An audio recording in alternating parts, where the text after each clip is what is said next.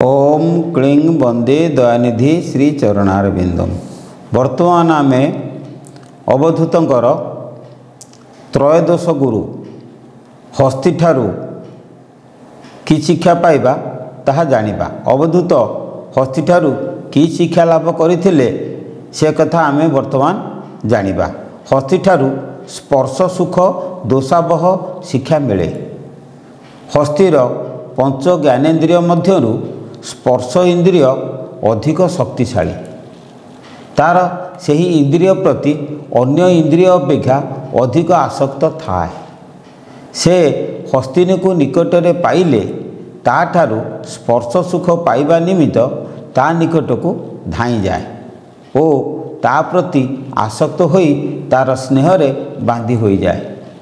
सेहीपरि संयमी व्यक्ति भिक्षा निमित्त बुलु बुलु जदि से पथरे पड़िथिबा काष्ठ बा पाषाणर मूर्ति को कंढेई मने करी पादरे स्पर्श करे तेबे तार स्नेह रे बांधी होई जिबार संभावना थाए।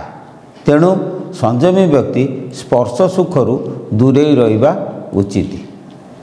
हस्ती अतिशय आसक्ति दोषरु हस्तिनी निकट को स्पर्श मुहरे दिग विदिक शून्य होई धावित हुए।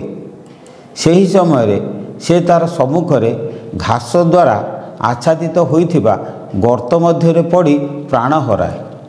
नतुबा हस्तिनी निकटरे थिबा तार प्रतिद्वंदी अन्य बलवान हस्ती मानक द्वारा प्राण हराए। सेहीपरि युवतीर स्पर्श सुखरे आसक्त होई महांत व्यक्ति जदि ता निकट को गमन करे तेबे से तार कपट आचरण द्वारा मृत्युवरण करे किंबा तार स्वामी प्रभृति परिजन मानक द्वारा आक्रमण शिकार हुए ओ से हस्ती सदृश प्राणत्याग करे।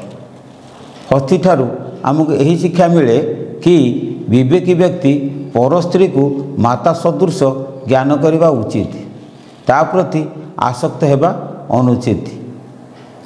तेणु अवधूत हस्ती ठारू ए मूल्यवान कथाटी ग्रहण करी ताको गुरु रूप में वर्ण करथिले।